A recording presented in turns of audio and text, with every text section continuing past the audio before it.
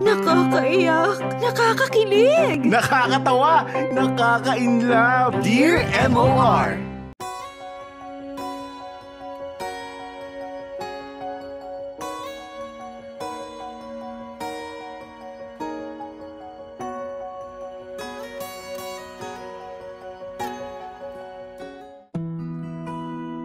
Dear MOR, bago ang lahat, gusto ko munang bumati ng isang magandang tanghali sa lahat ng mga nakikinig ngayon. At syempre, pati na rin sa inyo, Popoy at Bea.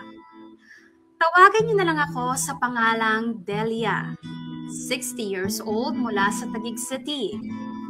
Napasulat ako dahil gusto ko ring ibahagi sa lahat ang kwentong pag-ibig ko. Isang kwento na alam kong kapupulutan ng aral, lalo na sa mga mag-aasawa.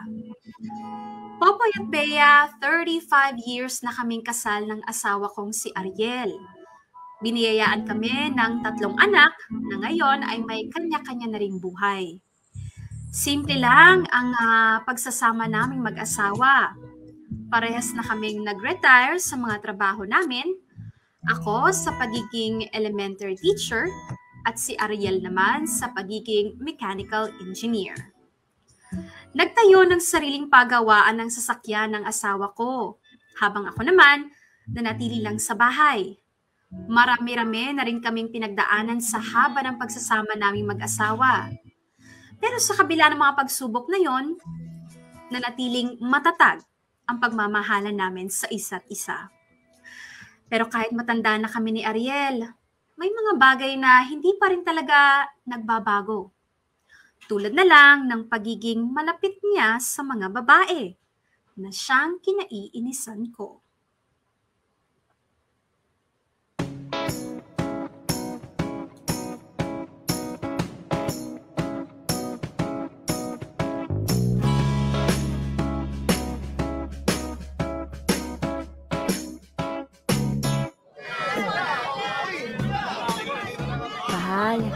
Anong gusto mong hapunan mamaya? Kahit ano, lulutuin ko para sa'yo. Kabibigay lang kasi ni Laura ng pera sa akin kahapon. Ikaw bahala. Kahit ano man, ayos lang sa akin. Sige, magdilagang baka na lang tayo. Uuwi raw sa bahay si Laura mamaya. Sige, dilagang baka na lang para may sabaw na maihigo. Tara, bumili na tayo ng repolyo. Doon tayo. Wag dyan. Doon tayo kay Maricel. Sariwa mga repolyo niya. Sukin na tayo noon. Tara.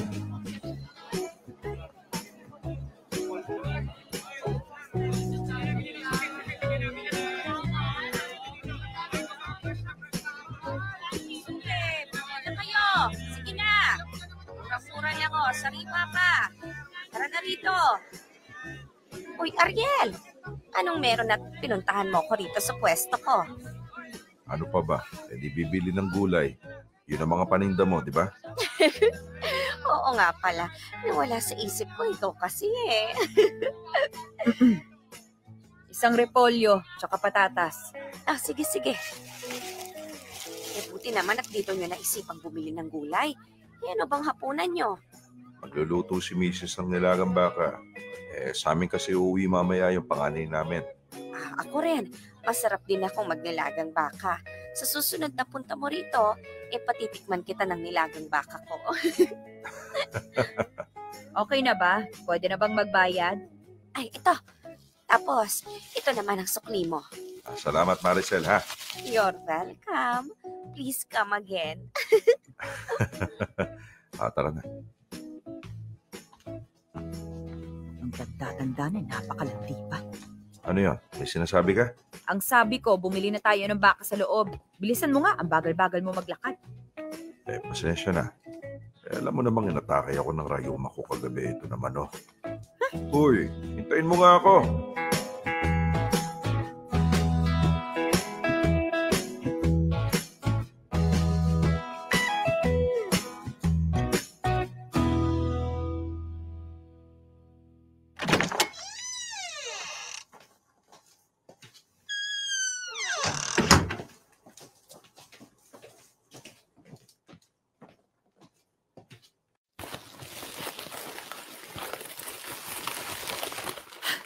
Ano bang problema mo at ganyan ang uso mo?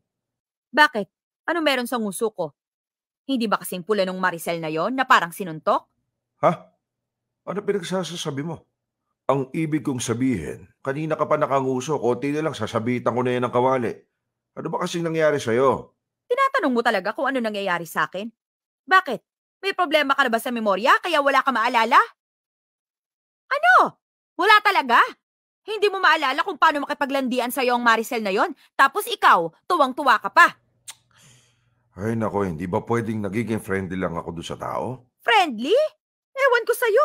Ang sabihin mo, gustong-gusto mo rin namang makita na halos maihi sa kilig yung matandang yun dahil sa'yo. Ay, hindi ganun yun. Masyado ka lang malisyosa, kaya kung ano-ano mga naiisip mo. Baka kasi nagseselos ka lang, kaya nagkakaganyan ka. Oy, Dalia, masyado na tayong matanda para sa selos-selos na yan. Hindi ako nagseselos. Ang gusto ko lang, ipaliwanag sa'yo na huwag kang masyadong friendly. Ang tanda-tanda mo na, chick boy ka pa rin. Ay, ma, pa, ano na naman po yan? Buti naman at nandito ka na, Laura.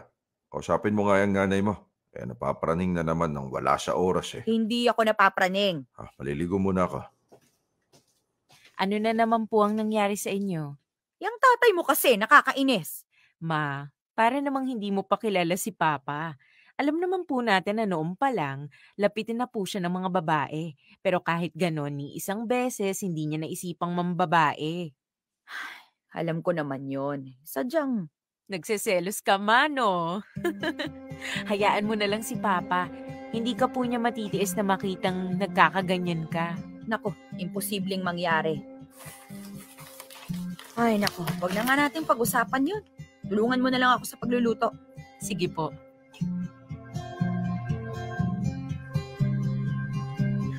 Popoy at Bea, ni minsan ay hindi naman ng babae si Ariel. Sadyang mahilig lang siyang sumakay sa mga biro ng ibang babae. Medyo nabawasan na ngayon, hindi tulad ng mga kabataan namin. Pero ayos lang naman sa akin dahil at the end of the day, ako pa rin naman ang pinakasalan niya. Habang patanda ng patanda kami, unti-unti kong namimiss yung panahon naming mag-asawa. Yung mga pagkakataon na malambing sa akin si Ariel, na kahit simple lang ang damit na suot ko, sasabihan pa rin niya ako na maganda. Pero ngayon, Popoy at Bea, hindi ko na maramdaman yung attraction na yon mula sa kanya. Na parang naging ordinaryong tao na lang ako sa paningin ng asawa ko.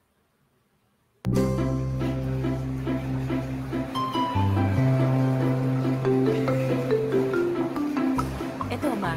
Bagay sa itong shade na to. I-try po natin. Hindi ba masyadong mapulay ang lipstick na yan, anak? Baka naman magbuka kong ano.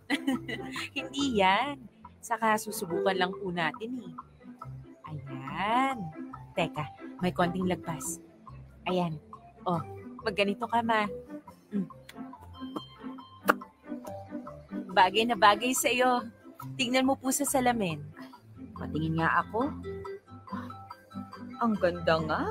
O, di ba? Sabi ko sa'yo, mama eh. Ito talagang shade na bagay sa'yo. Bagay din po yan sa binili nating dress. Ikaw talaga. Saan ko naman to gagamitin? Kapag magde-date po kayo ni Papa, Jesus, para namang dinedate pa ako ng papa mo. Ultimo nga, pagsama lang sa akin sa palengke, nagre-reklamo pa. Hindi na nga ako binibigyan ng kahit isang pirasong bulaklak. ma, di ba nga po, hindi naman talaga showy si Papa sa nararamdaman niya kahit nung kabataan niyo pa.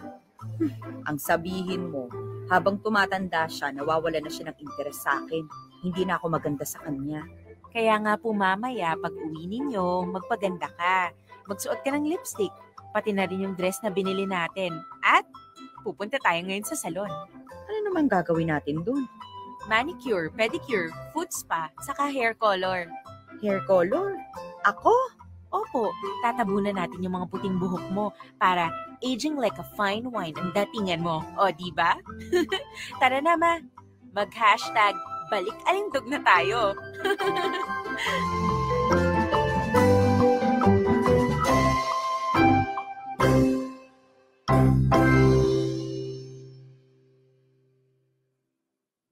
Ayan. Ayos na. Ay, nasa na ba yung binili naming pabango? Ito. Pabango na ako. Ay, nandyan na siya. Delia, nandito na ako. Nandyan na! Ay, siya nga pala. May binigay palang kare-kare si Nalina. Iniitin na lang natin to para hindi ka na magluto ng hapunan. Sige. Tapos nakasalubong ko si Ronaldo sa labas. Iniimbitahan niya tayo sa binyag ng apo niya. Abay, nanganak na pala yung bunsong anak nila. Si Rita, yung nag-nurse sa Dubai. Nagpakasal na pala yung sa ibang bansa. Umuwi lang para... Oh, ba't ganyan ang itsura mo? Maganda ba ako, mahal? Nagustuhan mo ba? Sinamahan ako ni Laura na bumili ng lipstick at bagong damit. Maganda? At ano namang pumasok sa isip mo na maganyan ka? Bakit? Hindi ba maganda? Ang sagwa ka yan, tignan. Alisin mo nga yan. Lalo na yung lipstick mo, sobrang pula. Sobrang pula ba? Sabi naman ni Laura, hindi... Tapos nagpakulay ka pa ng buhok. Para ano? Para takpan yung puting buhok mo. Huh. Kahit anong gawin nating dalawa na magpabata, wala na. Talagang matanda na tayo. Kaya tigil-tigilan mo na yung ginagawa mo. Magbihis ka na nga sa kwarto. Ito naman, hindi mo man lang in-appreciate yung pag-aayos ko. Ginagawa ko nga to para sa'yo eh. Hindi mo man lang ako sinabihan na maganda ako, kahit plastic lang. Hindi naman talaga eh. Ang sagwan tignan. Ang tanda-tanda mo na. Yung lipstick mo, putok na putok. Alisin mo na nga. Oo na.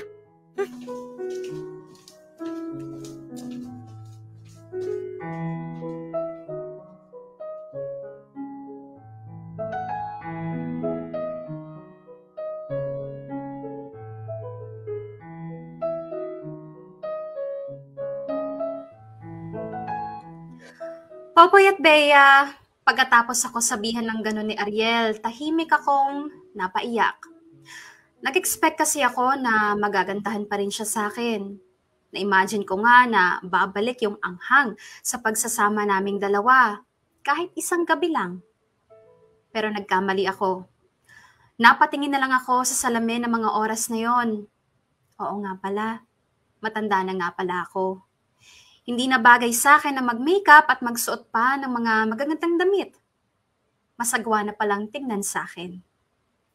Kaagad kong tinanggal lahat ng mga nakalagay sa mukha ko.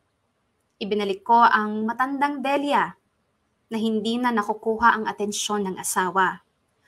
Sumang-ayon na lang ako sa sinabi ni Ariel na matanda na ako para magpaganda pa. Kahit ang gusto ko lang naman ay masabihan niya akong maganda.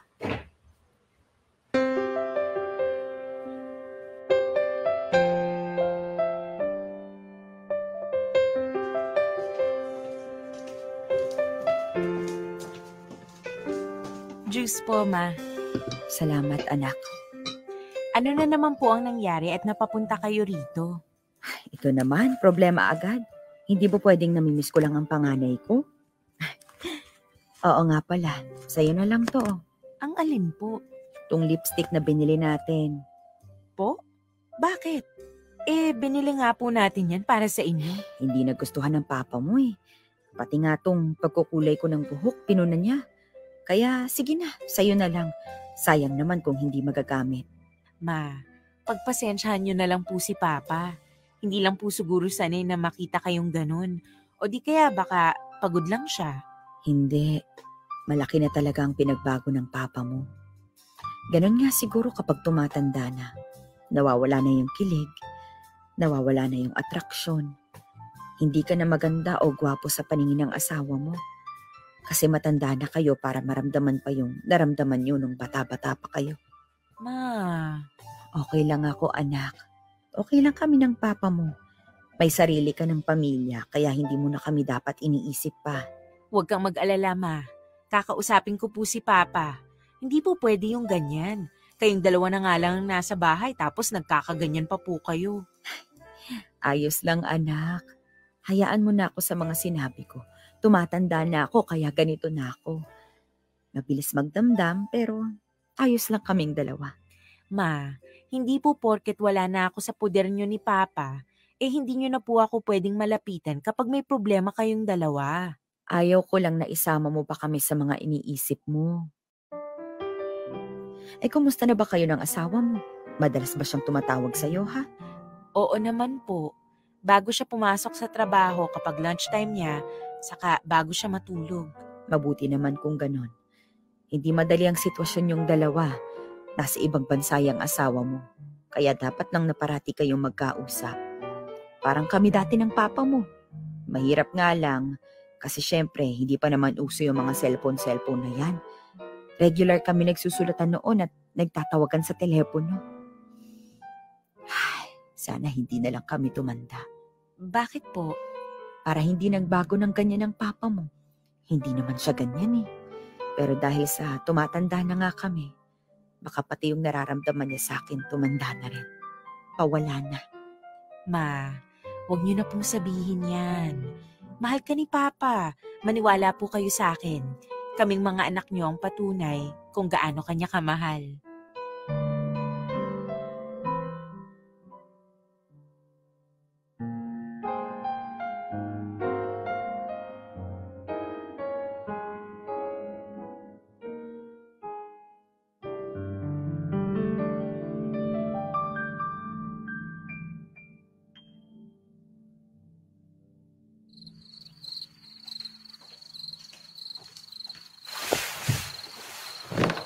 Nakainom ka ba ng gamot mo? Baka nakalimutan mo na naman ha? Patulog na tayo. Ba't mo naman sinabi kay Laura na wala na akong pakialam sa'yo? Ano sinasabi mo? Tinawagan niya ako kanina. Pumunta ka raw sa kanya at naglabas ng hinaing. Na kesyo na hindi na raw kita na-appreciate. Na hindi na kita pinapansin. Hindi na nagiging malambing sa'yo. Ano bang kadramahan yung Delia, ha? Bakit? Totoo naman, di ba? Wala ka ng ibang inaatupag kundi ang maliit na negosyo mo at mga kaibigan mo. Hindi mo na nga ako dinidate, kahit man lang sa karinderya. Anong date? Ano ba tayo, mga bata pa rin? Bakit ba ganyan parati ang dahilan mo? Bakit? Porket ba matanda na tayo, hindi na natin pwedeng gawin yung mga ginagawa natin o kabataan natin? Alam mo, ikaw napakadrama mo talaga kahit kailan. Ginagawa mong malaking issue yung hindi naman talaga dapat bigyan ng issue. Tapos nagsusumbong ka pa kay Laura. Pinag-aalalan pa yung mga bata sa atin eh. Wala naman tayong problema. Kasi nga, Ay nako Delia, tumigil ka na. Sa susunod na may problema ka sa akin, pwede bang tayong dalawa lang yung nakakaalam? May sarili ng pamilya yung mga anak natin. Hindi na nila tayo dapat pinoproblema. Kaya please lang, tumigil-tigil ka na sa kadramahan mo. Ay, halika na nga, matulog na tayo.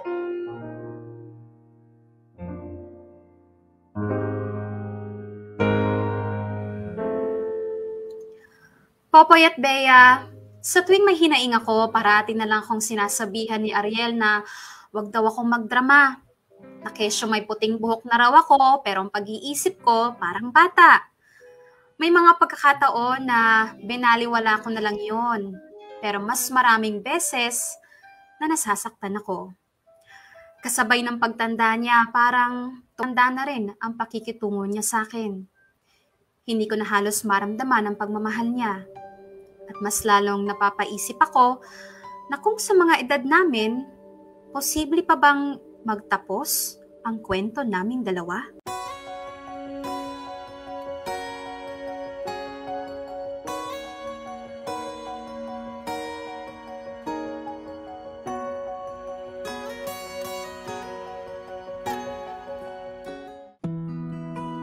Popoy at Bea, ilang araw kong pinag-isipan kung masaya pa ba ako sa pagsasama namin ni Ariel.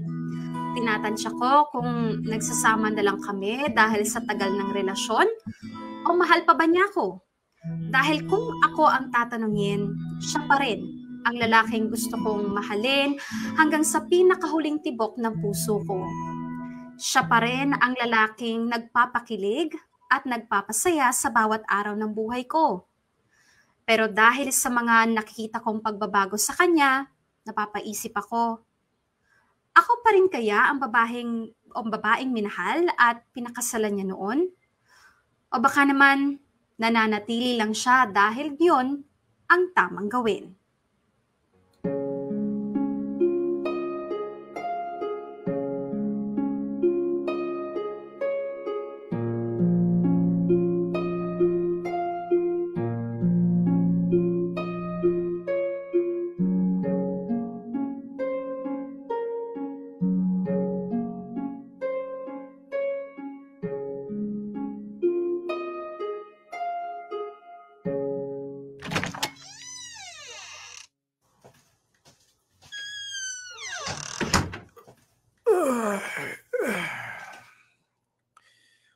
Ay, sa wakas, makakapagpahinga na rin.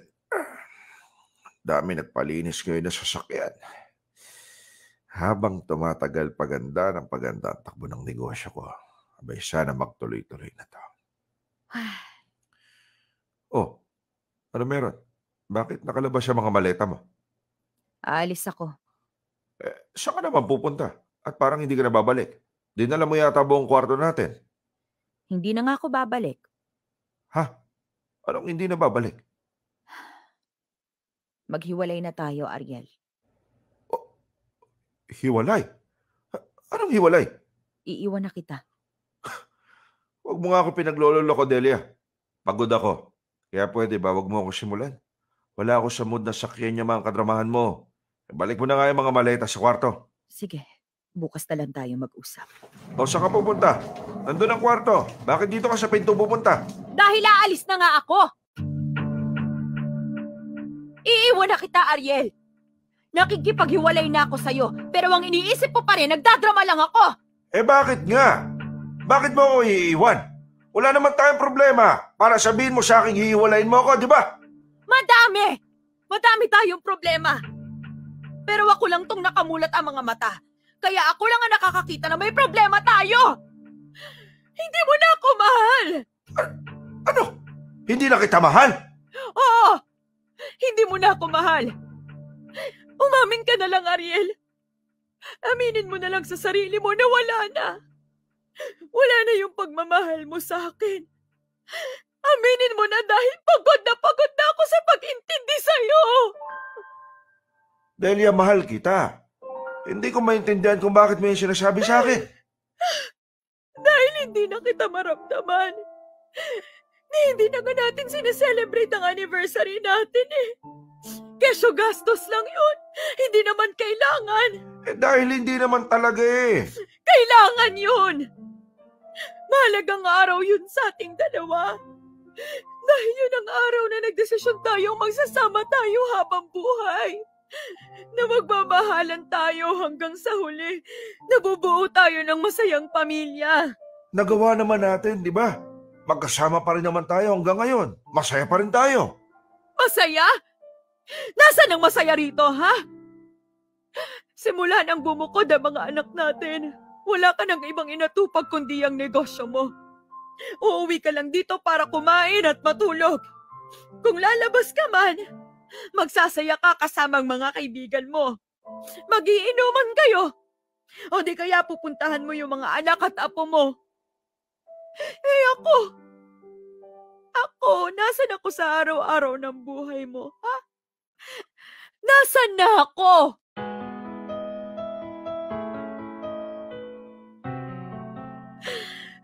Pero ako, parati lang akong nandito. Parati akong gumagawa ng paraan para mapansin mo ako. Para maramdaman mong may asawa ka pa. Na hindi porket matanda na tayo, tapos na ang responsibilidad mo sa akin. Ay, Delia naman, itigil mo na to. Tignan mo na, umiiyak na ako rito. Yung boses ko nagmamakaawa na kahit ngayon lang. Pakinggan mo yung nararamdaman ko. Kahit ngayon lang, isipin mo na hindi lang to dahil tumatanda na ako. Kaya emosyonal na ako. Dahil to, nahihirapan na ako sa'yo. Nasasaktan na ako. Anong gusto mong gawin ko? Hindi ko alam. Kaya gusto ko maghiwalay na tayo dahil hindi na ako masaya. At ayoko na lang na mamatay ako na pinagtsatsagaan ang naging takbo ng buhay natin. Gusto kong maging masaya. Gusto kong maramdaman na may nagmamahal sa akin hanggang sa pinakahuling hininga ng buhay ko. At sa nakikita ko, parang hindi mo na yata kayang ibigay yun sa akin.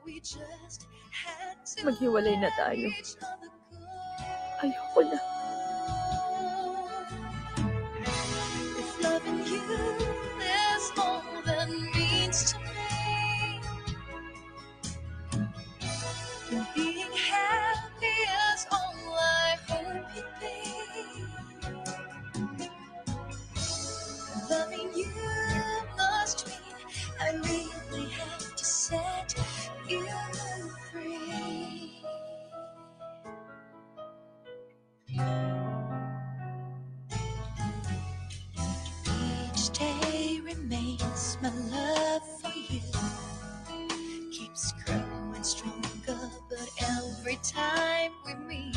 makes leaving you so much harder. So how are we to know that this just wasn't so? That we just have to let each other go.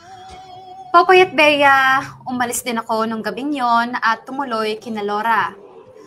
Umasa ako na kinabukasan ay susunduin ako ni Ariel.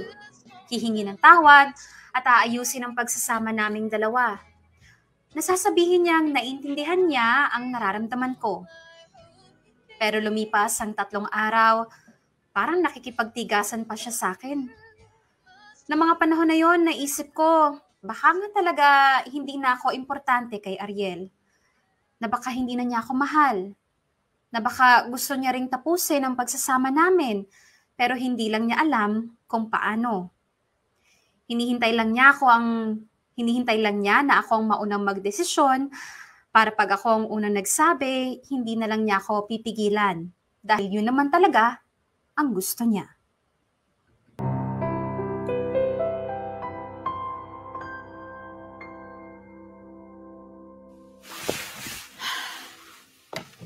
Ngayon na lang ulit ako nakatulog ng ganito kahaba. Makakain na nga ng merienda.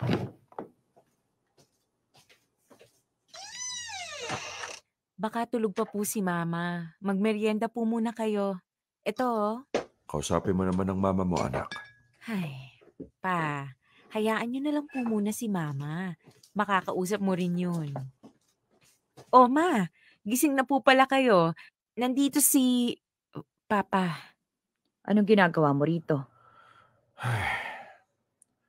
Delia, halika na. Umuwi na tayo. Ayoko. Hindi ako uuwi. Ano ba naman, oh? Ano ba, nakakaistorbo ka na sa anak mo? Alam mo ba yon, ha? Pa, ayos lang naman po. Kami lang naman po ng mga anak ko ang nandito sa bahay eh. O isa ka pa. Imbis na kinukumbinsi mo tong mama mo na umuwi na sa bahay, kinukonsinti mo pang paglalayas. Hindi ko naman po kinukonsinti si Mama eh. Alam nga naman pong tanggihan ko si Mama na dito muna sa bahay. Eh kahit na, sana... Pwede ba, Ariel? Umalis ka na? Ang ganda-ganda ng araw ko, pinapapangit mo. Umalis ka na. Umuwi ka na. Uuwi lang ako kapag uuwi ka na rin. Tigilan mo na nga to. Kaya halika na. Umuwi na tayo. Kunin mo ng lahat ng mga gamit mo. Ayoko nga sabi, di ba? Umalis ka na. Umuwi kang mag-isa dahil hindi ako sasama sa'yo dahil ayaw kitang kasama. Delia! Ano ba? Umalis ka na! Sige na po pa. Umuwi na po kayo. Nandito pa nga ang mama mo eh. Ako na pong bahala. Sige na. Sige. Kausapin mo yan, ha? Opo, opo.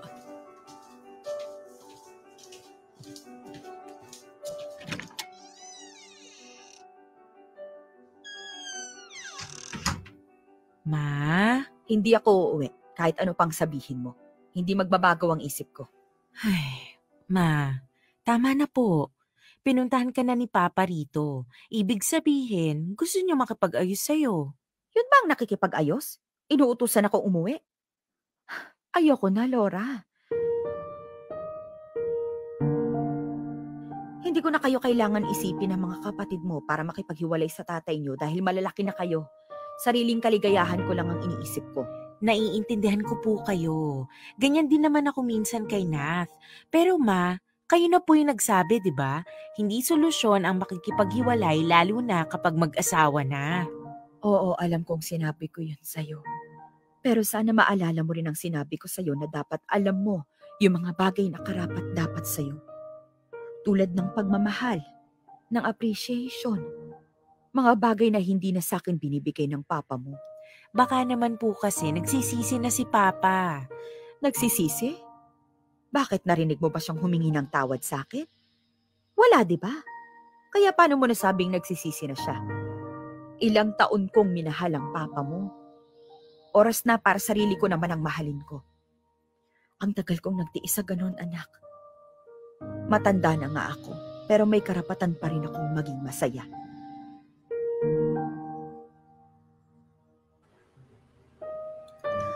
Alam niyo, Popoy at Bea, matutuwa na sana ako makita si Ariel sa bahay. Pero dahil sa mga narinig ko sa kanya, mas lalo kong napatunayan na hindi na ako mahalaga sa kanya. Na baka nga mas magiging masaya pa siya kung maghihiwalay na talaga kami ng tuluyan.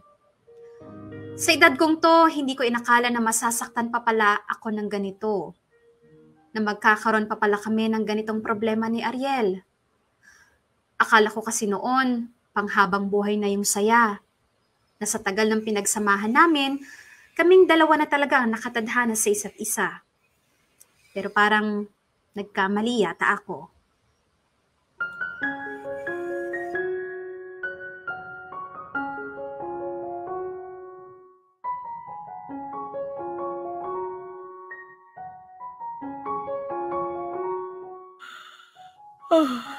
Inaantok na naman ako.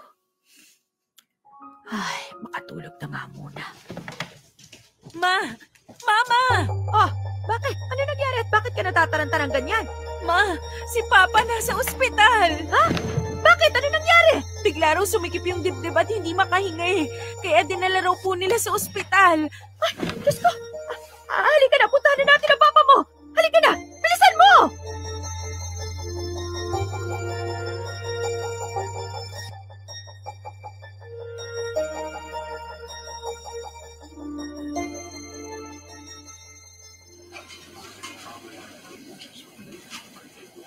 Ma, uuwi po muna ako ha.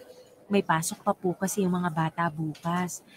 Pero pagkahatid ko po sa kanila sa school, didiretso po ako agad dito para may kapalitan kayo sa pagbabantay kay Papa. Ay, naku anak, wag na. Aasikasuhin mo pa yung mga bata. Masyado ka nang pagod. Tinawagan mo na ba mga kapatid mo? Opo.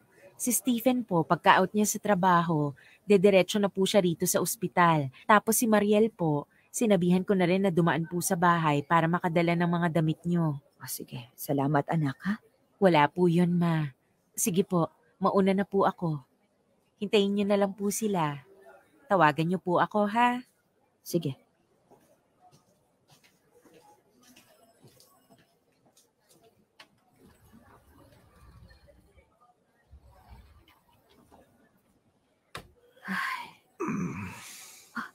Ariel, mahal. Anong ginagawa ko rito sa ospital? Inatake ka raw sa puso kanina habang nasa trabaho. Mabuti na lang at nadala ka agad sa ospital kaya naagapan. Ay, pinag-alala mo ko ng sobra. Diba ang parati kong bilin sa'yo? Alagaan mo ang sarili mo. Inumin mo mga gamot mo, huwag ka masyadong magpapagod.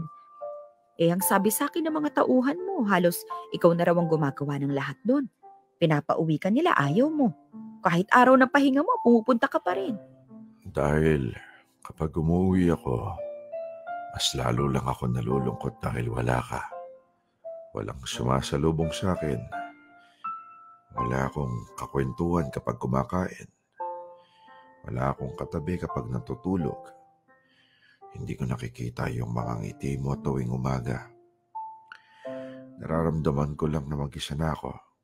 Kaya parati akong wala sa bahay. Ay, Ariel.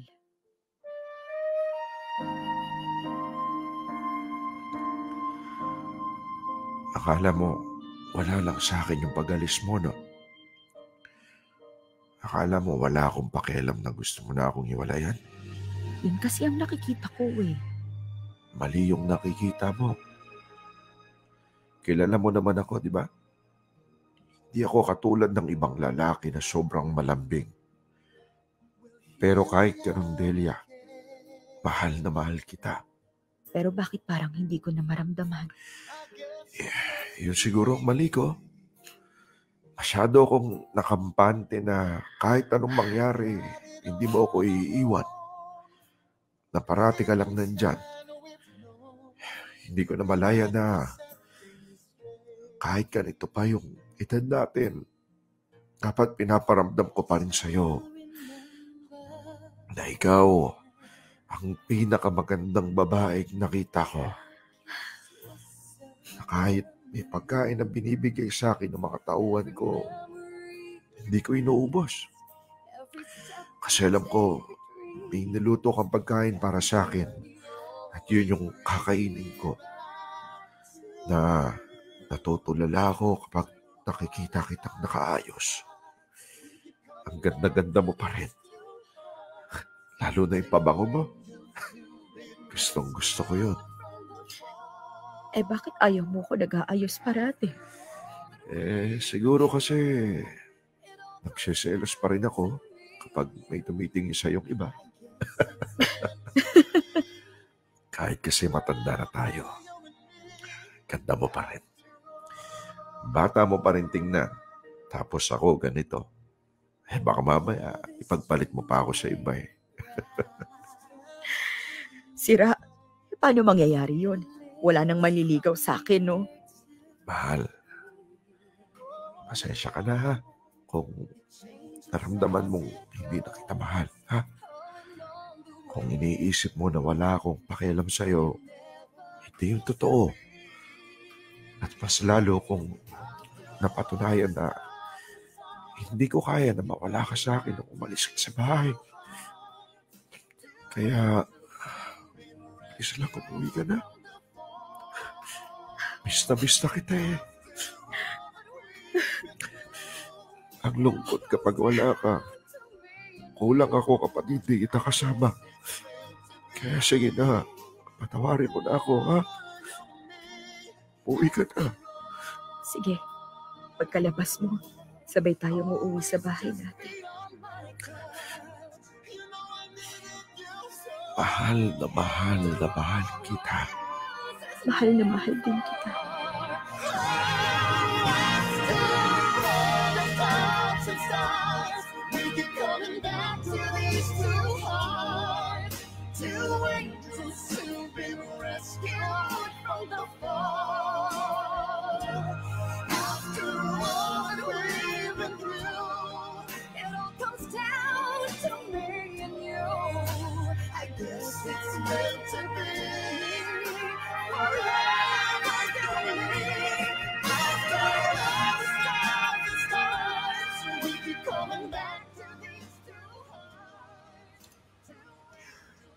True love wins.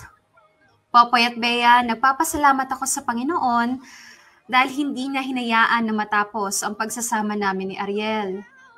Na isa lang itong pagsubok na nagpapaalala sa amin kung bakit pinili namin ang isa't isa.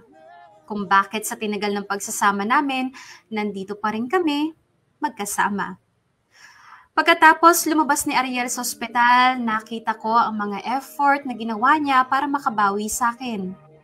At syempre, ganun din ang ginawa ko. Mas lalo naming pinaramdam ang pagmamahalan namin, na kahit parehas na kaming puti na ang buhok, hindi pa huli ang lahat para maibalik ang dating tamis ng pagsasama namin.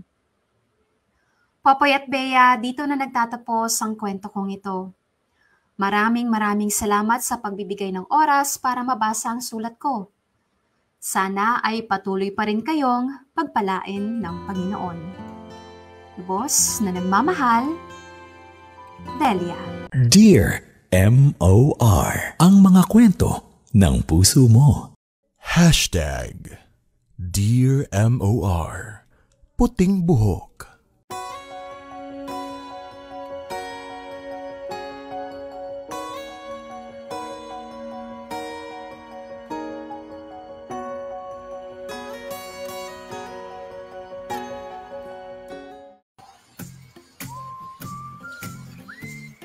Wala kang mikropono, Popoy! Sorry. Kaya medyo nakalimutan ko, no? Oo, nabuksan ang aking mikropono kasi inuna ko ang tissue at pinahid ng konti ang mga gilid-gilid ng aking mata. Inaantok kasi ako eh. Hindi, inaantok lang ako. Kaya oras na natin 11 minutes makalipas ang 2:00 ng hapon, mga kapamilya. Pero grabe, no? Nakakatuwa naman itong si Chadelia at si Chong Ariel, 'di ba, sa kanilang pagmamahalan. Kaya nga sabi ko sa Bea, meron talaga mga taong hindi expressive pero sila yung kayang-kayang magbigay sa iyo ng purong-purong pagmamahal katulad nga ni Tito Ariel. Eto na nga, Popoy, no? Ako, kinikilig ako. Pero at the same time, nagagalaiti din ako. Sorry. Hindi. kasi naman, may mga nag-comment sa baba sa comment section na hindi nila napupusuan yung ugali daw ni Nidelia. Ang OA daw ni Nidelia, na epekto lang daw yan ng menopause. Tapos meron pa nagsabi na si nanay talaga, wag nang masyadong maraming hinihiling kasi syempre matanda na kayo, hindi na kaya ng mga katawa-katawan nyo, ganyan-ganyan, MMM. Okay, Popoy, ha? Mga kamarkada, narinig nyo ba yung mga nareklamo ni Nidelia? Kasi ang sabi ni Nidelia, uuwi lang daw etong si Chong Ariel para kumain, matulog, tapos na. Tapos, after nun, mas mag-ano pa, lalabas na ulit. Tapos, mas mahaba kasama yung mga pa yung... kaibigan. Oo, mas mahaba pa yung oras sa labas, dun sa negosyo. Tapos, kapag ka may extra time, kasama yung mga kaibigan, nagagawa pang mag-inuman ni Chong Ariel. Ibig sabihin, may lakas pa si Chong Ariel. Pero, hindi magawa ni Chong Ariel na umuwi, makipagkwentuhan sa asawa, o di naman kaya yayain, kumain sa labas si Nidelia, o di naman kaya mamasyal, maglakad-lakad, magpapawis, magpaaraw sa labas. Walang mga ganong-ganong mga drama. Kaya guys, eto ha. Naku, nagagalit talaga ako. Kung kayo, nasa edad na nila, gugustuhin nyo bang tumanda na, alam mo yun, yung kasama mo sa bahay, eme lang, yung makikita mo lang pag matutulog na kayo, makikita mo pagising mo, pero the entire day, hindi mo mahagilap.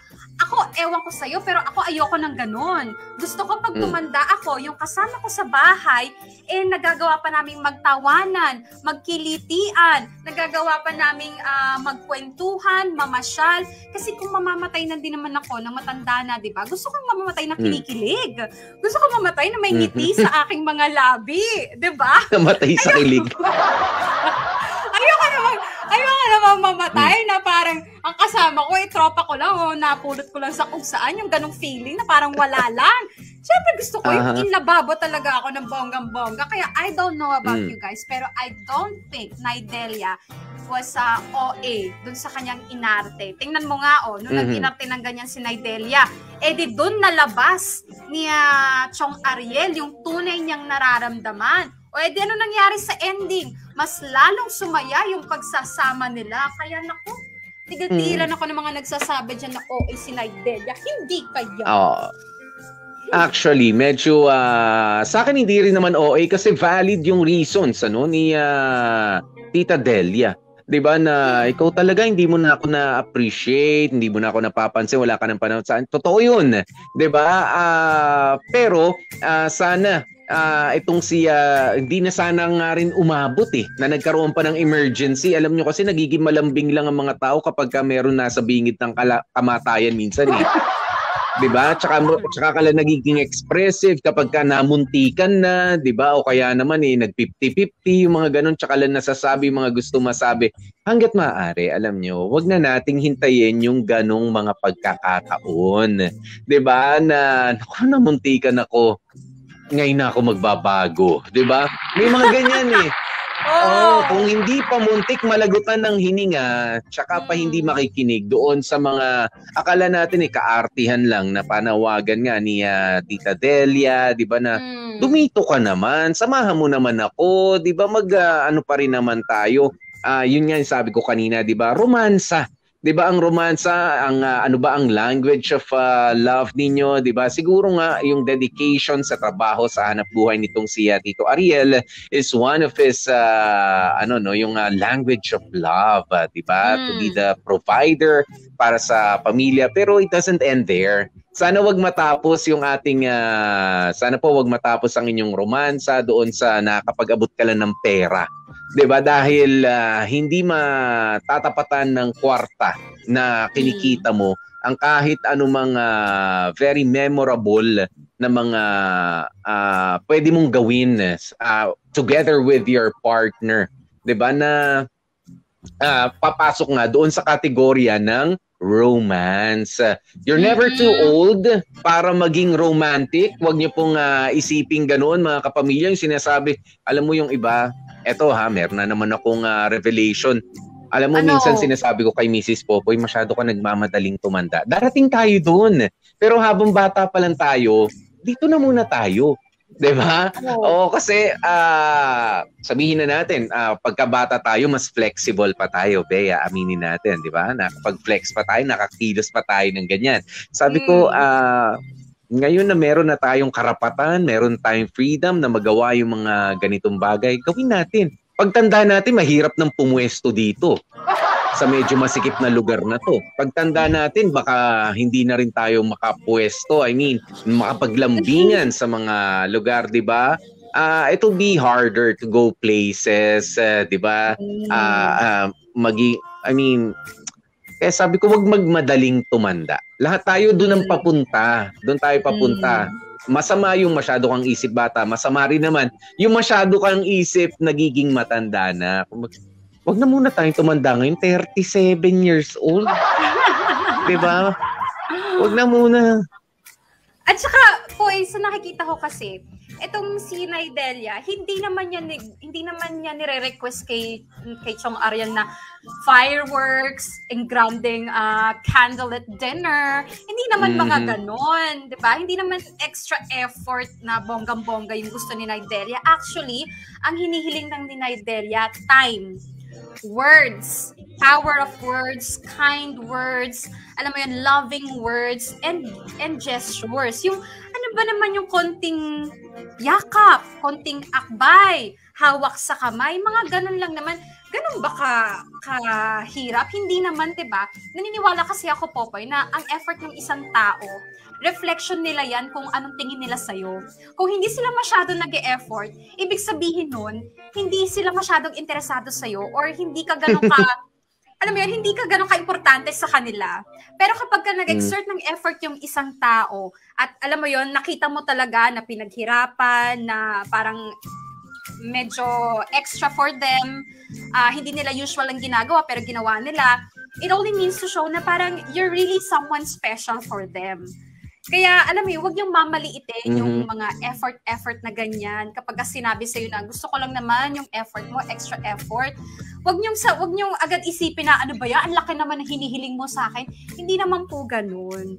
Okay? Hindi mo kailangan higitan yung effort na pinapakita ng partner mo. Kahit man lang tapatan, kahit man lang replyan, parang ganun lang ba? Di ba? Yeah. Ayun, sabi nga ni Renny Boy Quejadas dito sa kwento natin, ayokong umiyak, nasa tindahan pa naman ako nagbabantay.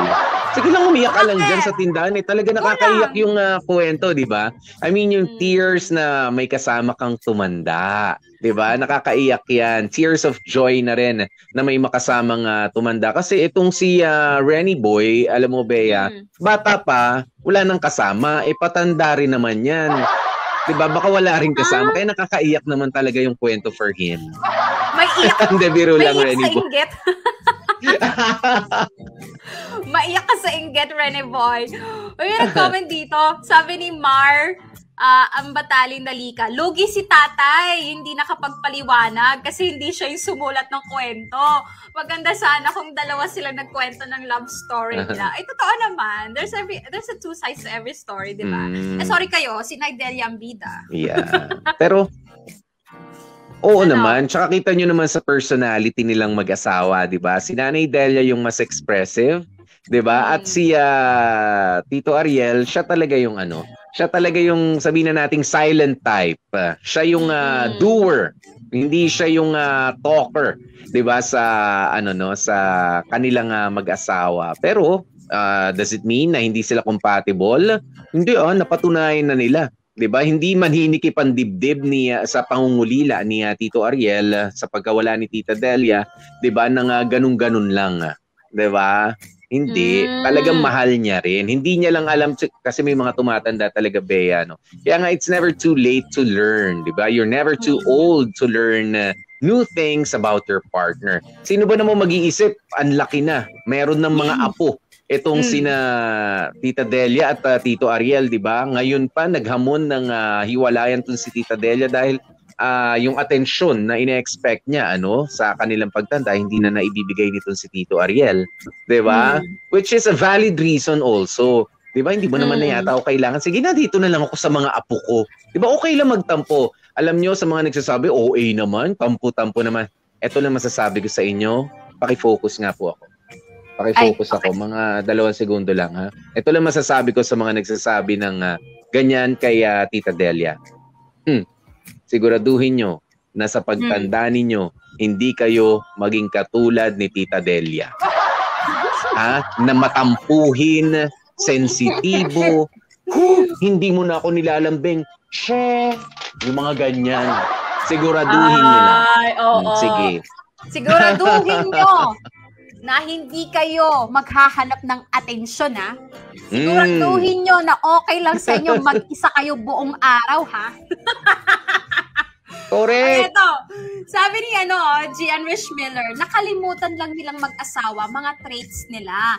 Nakalimutan ni tatay na kailangan ni nanay ng atensyon at nakalimutan din ni nanay na hindi showy si tatay, na wala lang yung open communication. Kaya humanton sa ganong sitwasyon. Oo, alam mo, yun talaga, Popoy, communication. Yun talagang hindi pwedeng mawala o maputol sa isang relasyon. Okay lang mag-away, basta may communication, basta nag-uusap, basta nagkakaintindihan. Sabi niya, Jamie Salazar, very nice story. Kahit gaano na kayo katagal, kailangan pa rin talagang i-appreciate ang partners natin.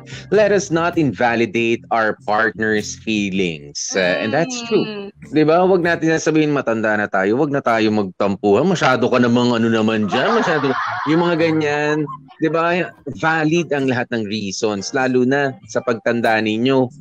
Lalo na yung mga ganito mga eksena. Meron pa ba talagang mabibingwit na ibang babae? Meron pa ba mabibingwit na ibang lalaki? Well, kung meron pa, well and good.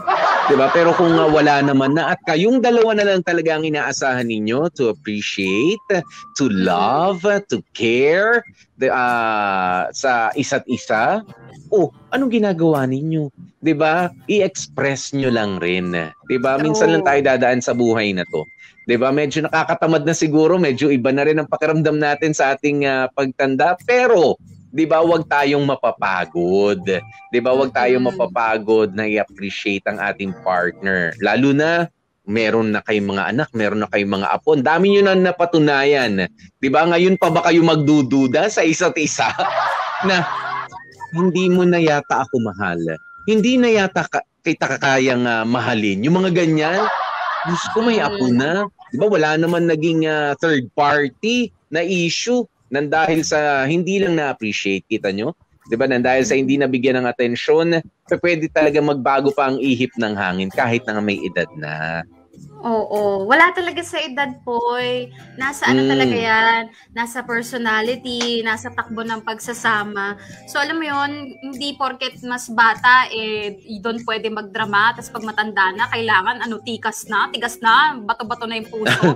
Hindi ganun, Poy. Parang wag na yan. Alam mo, ayoko ng ganun, yung laging tinatanggi na, hindi na, wag na, matanda na tayo, hindi na para sa atin yan.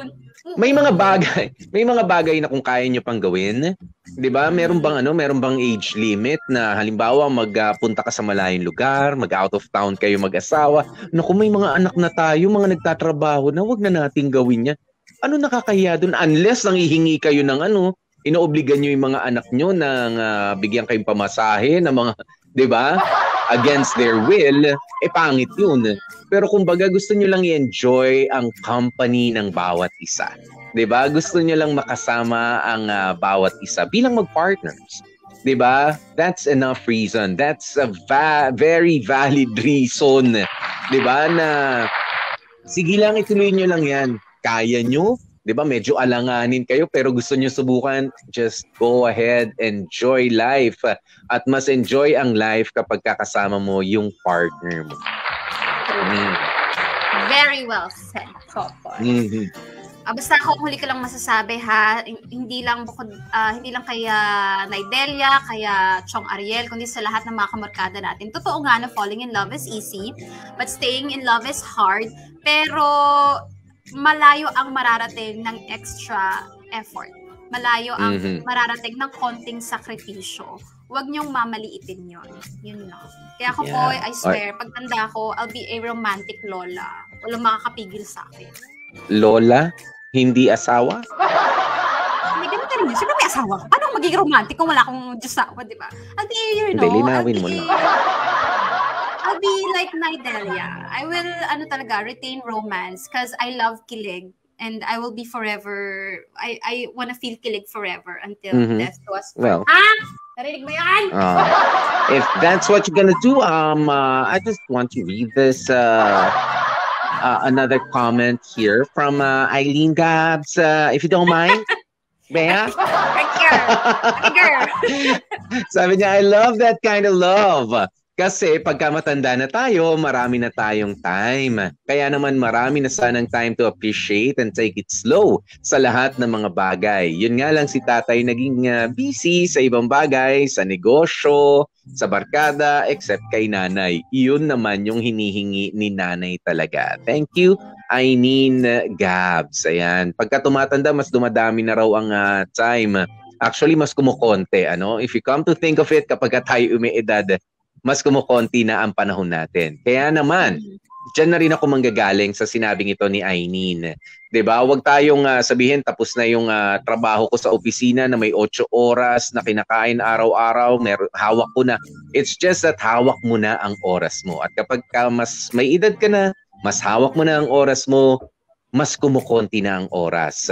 Kaya naman, you make sure, diba, that you spend your time with your loved ones, 'di ba? Especially your partner, 'di ba? Kumukonti na yung panahon Hindi natin alam, 'di ba? O katulad niyan, si Tito Ariel, hindi pa niya ma-express yung sarili niya kung hindi pa medyo napunta sa balag ng alanganin yung kanyang buhay, 'di ba? Kaya naman we see to it kung hawak mo na ang oras mo, you spend it with the ones you really love. Diba? Your family, your partner, if you have your kids, if you have diba, your grandchildren, ganoon, diba? With someone special, you spend it with someone special, diba? Wala hong masasayang na oras kapag yung panahon mo ay ginugol mo kasama yung mga taong mahal sa'yo. Yun. Yeah. Wala na akong masasabi po Nasabi ko na lahat ng gusto ko sabihin. Yeah. Kaya naman mga kapamilya, maraming salamat po sa lahat na nag-share sa ating nag-komento sa ating comment section. 'Di ba? Ano pa bang gagawin diyan kundi mag-comment, comment section nga Ayan, at syempre sa lahat ng mga sa lahat ng mga manonood din mamaya, thanks in advance at makikinig sa Spotify, sa YouTube, sa Facebook natin, sa mga nabitin pa sa kwento. Thank you so very much. At syempre sa ating mga dramatista. Pero bago yan, ayun, hindi pala. Sige, mamaya na yung patikim namin para sa Dear MOR Thursday story natin. Ito na muna mga dramatista natin. Maraming salamat sa mga dramatista na kasama natin today. Ang gumanap na Delia, si Kenneth Ancero, si Chong Ariel, si Jag Kamat, si Laura, si Jamie Rubio. Ang gumanap na Maricel naman, flirting Maricel, si Cindy Bacena. Ang nagsulat ng kwento, of course, Arlene Limshaco. And of course, ang nag-edit, si Joko Loco. Thank you so much.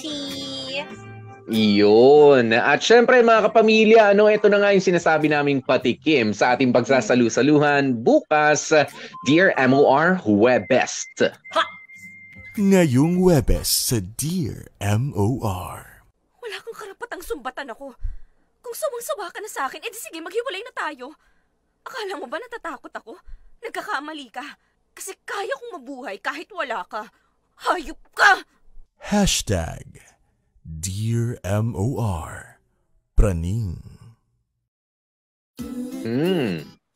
Mukhang intense ang lambingan bukas sa ating kwento.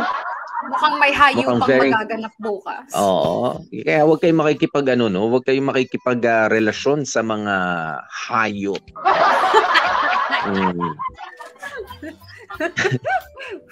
Kasi walang mangyayari kundi puro kahayupan. Yes. Aahasin ka niyan.